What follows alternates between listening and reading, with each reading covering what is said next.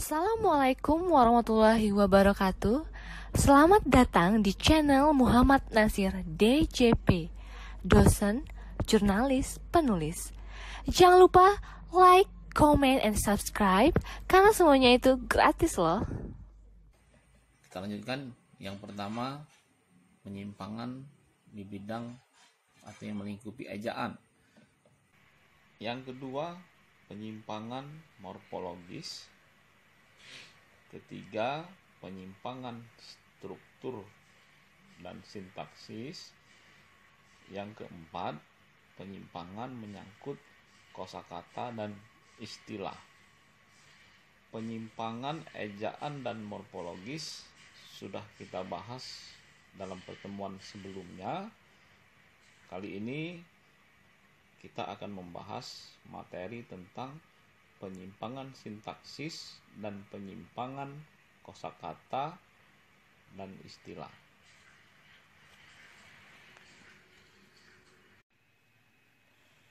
Baiklah, selanjutnya penyimpangan yang ketiga itu adalah penyimpangan yang termasuk kategori penyimpangan sintaksis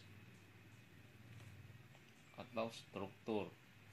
Nah, penyimpangan sintaksis ini untuk menganalisisnya kita acuannya atau referennya itu adalah ke tata bahasa baku bahasa Indonesia.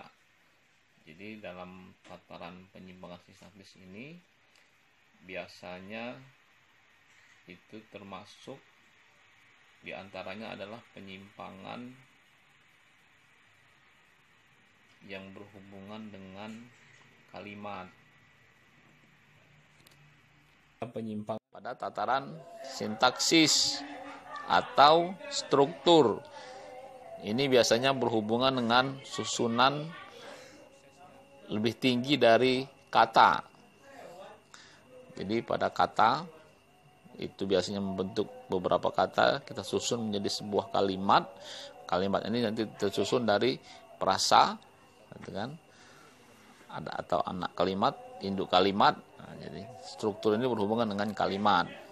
Termasuk juga nanti logika-logika yang terdapat dalam penggunaan kata di dalam kalimat itu. Makanya nanti kita harus bisa memahami jenis-jenis kalimat, kalimat perintah, nanti ada kalimat tanya, gitu kan? Ada kalimat berita, kemudian berdasarkan isinya itu nanti ada kalimat majemuk, ada kalimat majemuk setara, gitu kan? Ada kalimat majemuk bertingkat. Bagaimana nanti mungkin saja nanti ada kalimat yang anak kalimatnya mendahului atau nanti anak kalimatnya di belakang, gitu kan? Harus juga paham bahwa sebenarnya kalimat majemuk bertingkat itu adalah kalimat majemuk yang salah satu fungsinya itu mengalami perluasan dan memiliki predikat tersendiri. Subjek, predikat, objek, keterangan, pelengkap. Nah, nanti salah satunya ini nanti akan mengalami perluasan, dan perluasan itu membuat predikat tersendiri. Itulah namanya anak kalimat. Dan nanti kita kaji lebih dalam lagi ya. Itu di struktur atau kemudian di kalimat majemuk setara, gitu kan. Jadi pengetahuan ini memang paling tidak menjadi dasar ketika kita mengadakan atau menganalisis penggunaan bahasa di media massa. Nah, di media massa juga nanti kita akan menemukan terkadang kalimat itu panjang. Kalau panjang dia lengkap masih bisa diterima. Nah, terkadang panjang dan tidak lengkap, atau katakanlah tidak utuh, belum jelas tujuannya, biasanya tidak memiliki predikat, gitu kan. Jadi buntung kalimatnya, sehingga ketika kita baca sampai di titik itu belum bisa kita pahami intinya apa dari kalimat itu. Ini kita akan ketemukan ya, di kalimat penggunaan di bahasa. Penggunaan pasangan kata yang bermakna sama juga termasuk penyimpangan kategori sintaksis ini. Misalnya kata meskipun dan tetapi itu merupakan kata yang bermakna bertentangan atau perbandingan dalam sebuah kalimat, maka salah satu di antaranya saja yang kita pilih. Jadi kalau kita menggunakan dua-duanya dalam satu kalimat yang sama, maka maknanya akan kurang tepat. Contoh misalnya pada kalimat berikut ini, meskipun dilarang, tetapi dia tetap pergi. Harusnya tetapi itu tidak kita gunakan. Jadi kalimat itu sebaiknya meskipun dilarang, dia tetap pergi. Contoh lain misalnya kalimat yang tidak ada predikatnya. Kalimat tersebut biasanya panjang. Kalau kita baca secara normal sulit untuk melisankannya, karena memang sebuah kalimat itu sebaiknya bisa dibaca dalam satu kali tarikan napas. Nah, kalimat yang tidak ada predikatnya ini biasanya panjang dan ternyata belum ada predikatnya. Contohnya begini, Bandar Udara Soekarno-Hatta yang dibangun dengan menggunakan teknik cakar ayam yang belum pernah digunakan dimanapun di dunia sebelum ini, karena teknik itu memang dikembangkan dalam beberapa tahun terakhir oleh para rekayasa Indonesia. Itu contoh kalimat yang panjang, kalimat buntung yang ternyata tidak ada predikatnya. Nah, kalimat itu bisa kita perbaiki dengan mengubah strukturnya, susunannya. Misalnya kata yang itu kita buang, sehingga kalimat yang panjang tadi bisa menjadi dua kalimat yang jelas, predikatnya jelas, intinya jelas. Jadi contohnya diperbaiki menjadi Bandar Udara Soekarno-Hatta dibangun dengan menggunakan teknik cakar ayam yang belum pernah digunakan dimanapun di dunia sebelum ini. Teknik ini memang dikembangkan dalam beberapa tahun terakhir oleh para rekayasa Indonesia. Kemudian contoh lain, penggunaan kata ganti juga sering kurang tepat, sehingga pemahaman makna yang dimaksud dalam kalimat itu menjadi rancu. Pemaknaan antara pembicara dan pendengar menjadi rancu karena memang terdapat perbedaan persepsi terhadap kata ganti itu. Kata ganti yang dimaksud adalah kata ganti kita. Bahasa Indonesia memang sedikit berbeda dibanding bahasa yang lain. Kalau di bahasa Inggris misalnya, kita dan kami itu we. Tetapi kalau dalam bahasa Indonesia, kita dan kami itu berbeda. Jadi kalau kita sebut kita, maka pembicara dan lawan bicara itu adalah termasuk bagian di dalamnya. Tetapi kalau menggunakan kata ganti kami, maka pembicara menyatakan bahwa pembicara dan orang-orang yang merupakan bagian di antara mereka itu adalah kami. Sementara pendengar itu bukan bagian dari orang yang dimaksud.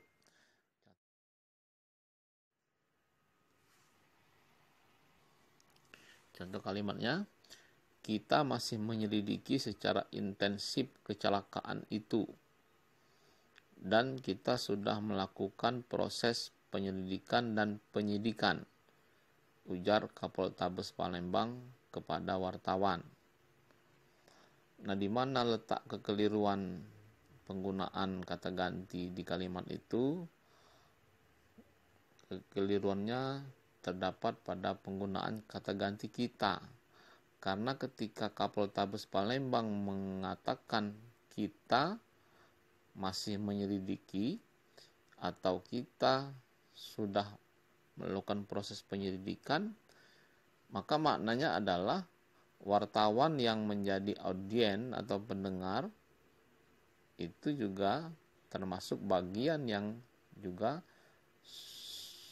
masih menyelidiki dan juga terlibat dalam proses penyelidikan. Padahal seharusnya kan penjelasan itu disampaikan kepada wartawan. Artinya yang menyelidiki dan yang sedang melakukan proses penyelidikan itu adalah pihak kepolisian. Maka sebaiknya kata ganti kita itu diganti dengan kata ganti kami. Kami masih menyelidiki secara intensif kecelakaan itu dan kami sudah melakukan proses penyelidikan dan penyidikan. Kemudian contoh lain, ini juga sering terdapat kekeliruan dalam logika dan kalimat ini sering kita dapatkan di media. Contoh kalimatnya seperti ini. Penjahat itu berhasil ditangkap polisi. Selintas kalimat itu tidak memiliki kekeliruan. Tetapi kalau kita analisis secara lebih mendalam, maka kalimat itu maknanya menjadi tidak tepat.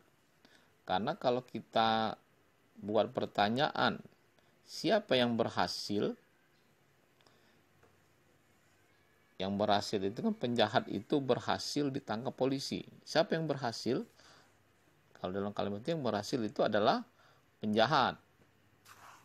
Padahal seharusnya yang berhasil itu adalah polisi. Jadi kata berhasil itu tepat kalau kita gunakan untuk kalimat aktif. Misalnya begini, polisi akhirnya berhasil menangkap penjahat itu. Jadi ketika ditanyakan siapa yang berhasil, maka jawabannya adalah polisi. Jadi ketika kita mengubah kalimat aktif menjadi kalimat pasif, maka sebaiknya kita menghilangkan saja kata berhasilnya itu. Jadi kalimatnya itu menjadi penjahat itu ditangkap polisi. Penyimpangan dalam struktur atau sintaksis ini juga beberapa contohnya sering kita dapatkan di media. Di sini saya bacakan beberapa contoh yang saya dapatkan di pemberitaan di media. Misalnya begini kalimatnya. Mayat wanita yang ditemukan itu sebelumnya sering mondar-mandir di daerah tersebut. Jadi yang dimaksud dalam kalimat itu yang mondar-mandir itu adalah mayat, gitu kan? Mayat wanita yang ditemukan itu sebelumnya sering mondar-mandir di daerah tersebut. Padahal sebenarnya maksud penulis kalimat itu adalah bahwa suatu hari ditemukan sesosok mayat. Nah, orang yang ditemukan terbunuh itu sebelumnya memang diketahui sering mondar-mandir di daerah tersebut. Jadi antara maksud yang ingin disampaikan dengan kalimat yang dibuat itu tidak berhubungan, tidak nyambung. Jadi bagaimana seharusnya kalimat itu kita perbaiki? wanita yang ditemukan menjadi mayat itu sebelumnya sering mondar-mandir di daerah tersebut. Jadi jelas kalimat. Jadi yang mondar-mandir itu adalah wanita yang kemudian ditemukan sudah menjadi mayat. Kemudian contoh lain misalnya penulisan urutan-urutan, harusnya memang kalau kita menyatakan urutan itu bisa dimulai dari yang kecil sampai ke yang terbesar atau dari bawah ke atas. Contoh kalimatnya begini, bukan 1000, 1.000.000 atau 100, tetapi berjuta-juta rupiah telah disumbangkan kepada anak-anak terlantar. Jadi penulisan angkanya di sana tidak tersusun secara berurutan. Bukan 1000, 1.000.000 atau 100, tetapi berjuta-juta rupiah. Jadi harusnya bagaimana? Bukan 100, 1.000 atau 1.000.000, tetapi berjuta-juta rupiah telah disumbangkan kepada anak-anak terlantar. Jadi susunannya jelas, 100, 1.000, 1.000.000 dan berjuta-juta. Atau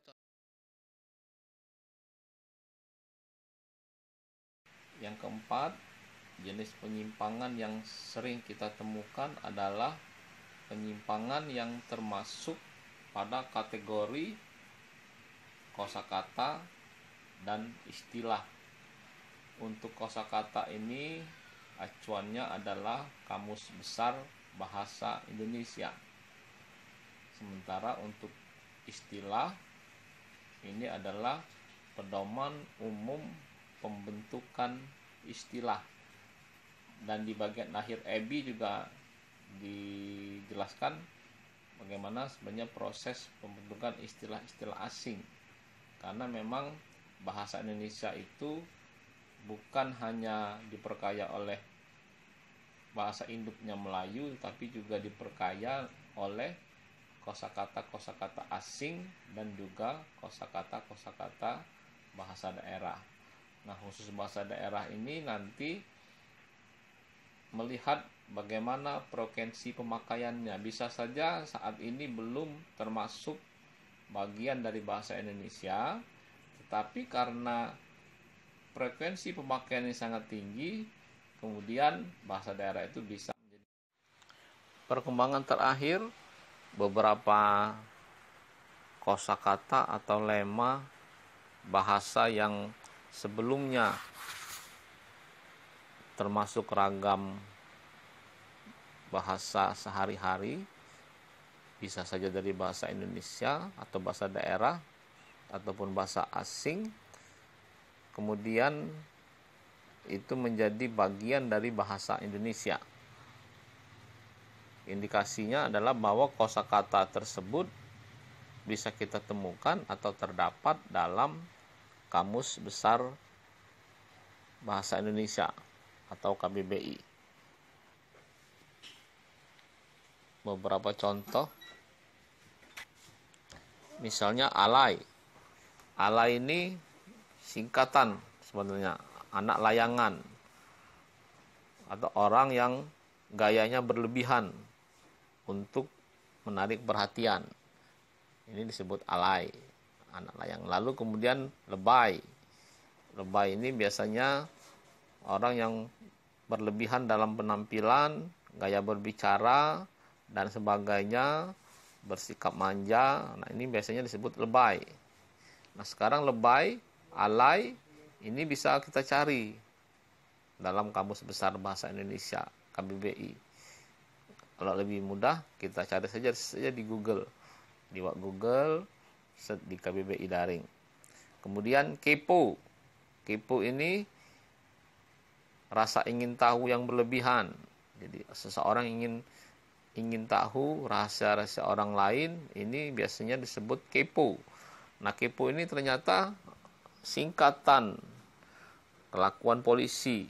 Entah mengapa kemudian disebut kepo, artinya orang yang ingin tahu berlebihan. Mungkin karena ini ya, polisi itu sifatnya menyelidiki gitu kan. Kemudian kata lain jomblo, sendiri, tidak punya pasangan. Jadi kalau orang yang tidak punya pasangan itu disebut jomblo. Tetapi yang baku itu jomblonya tidak pakai B, J-O-M-L-O, jomblo. Kemudian kata lain misalnya kece. Kece ini artinya cantik, indah. Kemudian kicep. Kicep itu diam karena takut atau gelisah. Ini juga sudah masuk bagian dari bahasa Indonesia. Bokek, tidak punya uang sama sekali. Buntu, itu sekarang bahasa Indonesianya itu bokek. Atau bokep. Bokep ini artinya porno atau cabul. Jadi kalau misalnya film bokep artinya film porno atau film yang cabul. Lalu nyokap. Nyokap itu pasangannya bokap. Hanya saja memang nyokap sudah masuk dalam KBBI, tetapi bokap sendiri belum. Nyokap itu artinya ibu. Kemudian doi, si dia, uang, atau pacar, itu artinya di kamus. Si dia, uang, atau pacar, itu artinya di kamus. Itu sudah juga bagian dari bahasa Indonesia. Atau songong, orang yang tidak tahu adat, belagu, sombong dan menyebalkan, songong. Atau kalau yang biasa bisnis di daring ada sebutan agan. Agan itu ternyata kependekan dari juragan.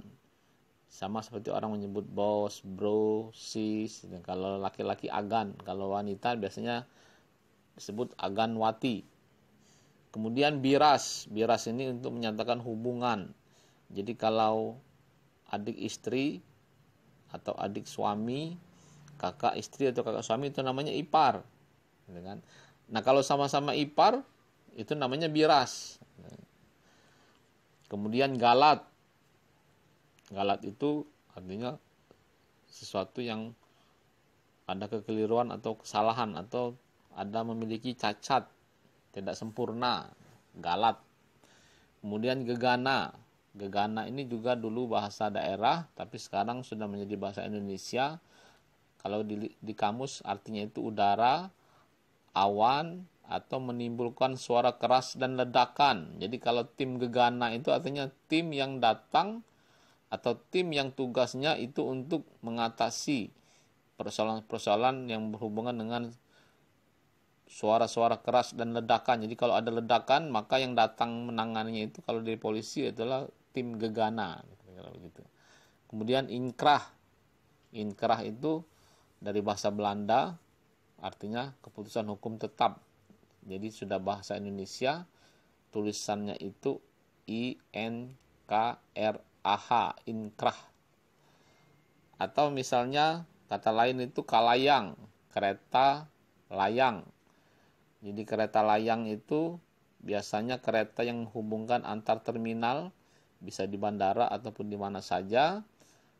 Tetapi keretanya itu tidak ada masinis, jadi dia bergerak secara otomatis dan tanpa masinis. Nanti juga akan berhubungan dengan beberapa istilah atau kosakata yang kita ambil, kita serap dari bahasa asing yang berhubungan dengan kereta. Sementara dari bahasa asing juga beberapa kata, gadget itu ada padanannya dalam bahasa Indonesia gawai. Jadi kalau Anda menyebut gadget, perkakas atau alat itu sekarang kita sebut sebagai gawai ya. Smartphone itu kan gawai, gadget. Kemudian ponsel. Ponsel itu singkatan dari telepon seluler. Jadi kalau Anda menyebut handphone berarti keliru. Yang benar itu adalah ponsel.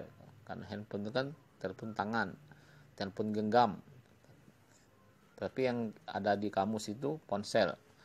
baby sister itu kemudian diserap menjadi pramusiwi. Kemudian ini juga sudah lama tapi mungkin belum begitu tersosialisasikan. Kalau kita menggunakan laptop atau komputer itu biasanya kan ada mouse itu bahasa Indonesia itu tetikus, bukan tikus tapi tetikus. Kemudian kalau di dunia daring itu ya, warganet itu untuk menggantikan nyebut netizen itu sebaiknya mulai sekarang diganti menjadi warganet. Kemudian istilah online, offline itu sudah ada padanannya juga, yaitu daring dan luring. Jadi online itu daring dalam jaringan, sementara luring itu luar jaringan untuk menggantikan kata offline. Kemudian swapoto ini untuk menggantikan kata selfie. Jadi selfie itu tidak atau bukan bahasa Indonesia dan sudah ada padanannya, yaitu swapoto. Kemudian kalau Anda sering tipu, salah ketik, gitu kan, nah bahasa Indonesia juga sudah ada, saltik. Jadi saltik itu singkatan dari salah ketik. Kemudian stand up comedy, bukan komedi berdiri, tetapi padanannya itu adalah komedi tunggal. Hater, dengan hater, pembenci. Jadi orang-orang yang memang biasanya memberikan komen-komen yang kurang baik, komen-komen negatif itu hater. Nah, bahasa Indonesia itu disebut pembenci. Kemudian sangkil dan mangkus, ini sebenarnya sudah lama tapi belum tersosialisasikan dengan baik. Ini untuk menggantikan kata efektif dan efisien. Kemudian kontak person, itu biasanya kalau kita ada kegiatan seminar atau kegiatan apapun yang melibatkan orang banyak, biasanya ditulis kontak person yang bisa dihubungi. Nah, padanan itu adalah narahubung. Narahubung. Atau misalnya mikrofon, dulu sering kita ganti dengan pengeras suara. Tapi sudah ada sekarang yang disarankan itu adalah pelantang. Jadi dari kata lantang itu kan keras. Pel, jadi pe atau alat untuk melantang, untuk mengeraskan. Jadi pengganti mikrofon itu padanannya adalah pelantang. Kemudian unduh itu ya download. Kalau upload, unggah, gitu kan. Kalau simpan itu untuk ganti kata save. Kalau cut, kata gantinya ya potong, gitu kan. Kalau delete, bahasa Indonesianya hapus. Kalau suka, ya like, gitu kan. Jadi kalau like itu kata gantinya atau penggantinya adalah suka, share, bagikan.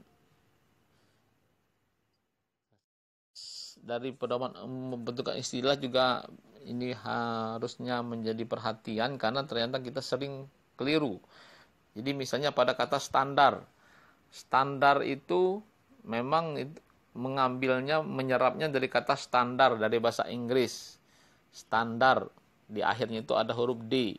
Diindonesiakan menjadi standar, D-nya hilang. Nah, tetapi sering keliru kita menulis standarisasi tanpa D, standarisasi. Padahal ternyata konsep awalnya itu, urutannya itu berbeda memang. Kalau standar itu diserap dari kata standar, kalau standarisasi itu diserap dari kata standardization. Sehingga pada kata standar tidak ada D, tetapi pada kata standarisasi itu ada D. Jadi menyebutnya itu standardisasi karena diserap dari kata standardization. Begitupun misalnya dari beberapa kata yang kita serap dari bahasa Arab, Ramadan, bulan Ramadan, bahasa Arab itu DH, itu sudah diindonesiakan menjadi Ramadan tanpa H, DH-nya itu. Salat itu bahasa Arab, diindonesiakan menjadi salat. Nanti ada pertanyaan, Pak, nanti apa beda sama salad buah? Ya berbeda memang, itulah namanya masuk nanti gejala bahasa, homonim, salad. Jadi salad itu bunyinya sama tapi tulisnya berbeda. Homopon masuk, ya kan? Kemudian beberapa kata yang berhubungan dengan kereta, kita menyerapnya nanti bertemu dengan kata LRT, MRT, kemudian komuter line. Nah, proses-proses ini kemudian memang sering terjadi kekeliruan dalam penggunaannya, like rail transit, LRT.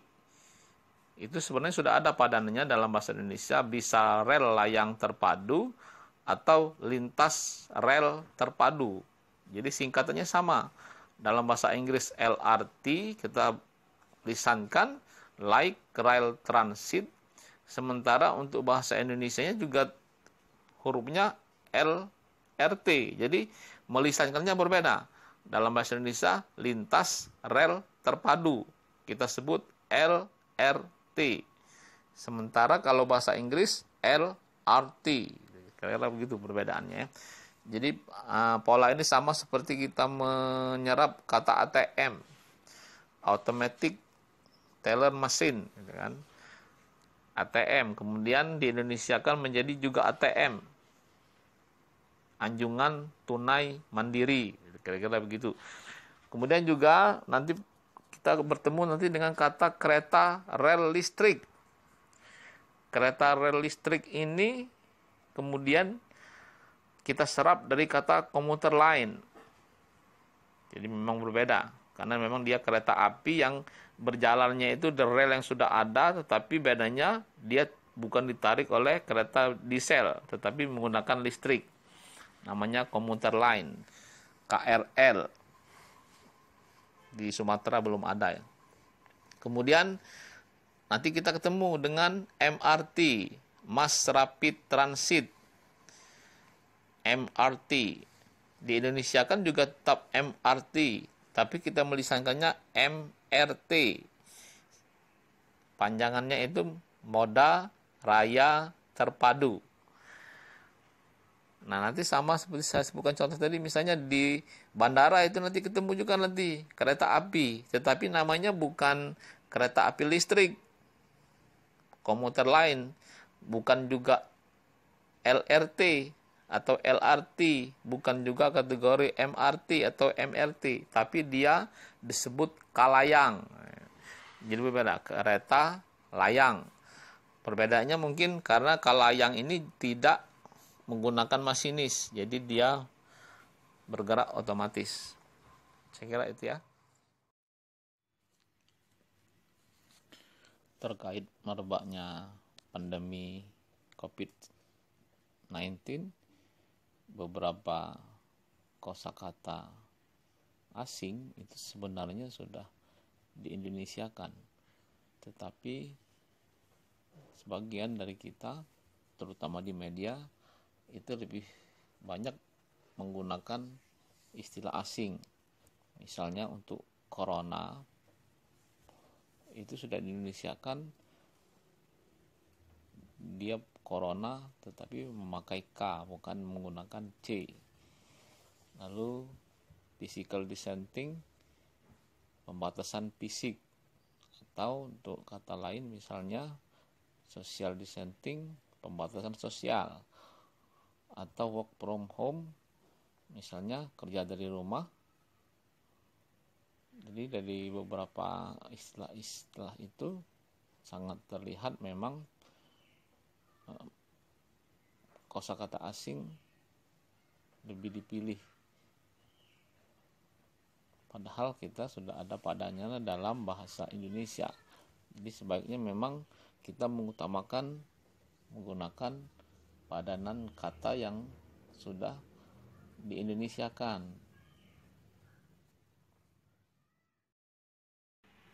Demikianlah materi kita hari ini, mata kuliah bahasa jurnalistik yang membahas materi tentang penyimpangan bahasa jurnalistik. Jadi penyimpangan atau kekeliruan dalam penggunaan bahasa di media massa. Nah, ini nanti ternyata bisa dipilah-pilah berdasarkan 4 kategori, yaitu penyimpangan yang termasuk kategori kesalahan ejaan, acuannya ke ejaan bahasa Indonesia, kemudian penyimpangan morfologis, itu biasanya berhubungan dengan bagaimana proses pembentukan kata, Yang ketiga, penyimpangan sintaksis atau struktur. Dan yang keempat, penyimpangan yang menyangkut kosakata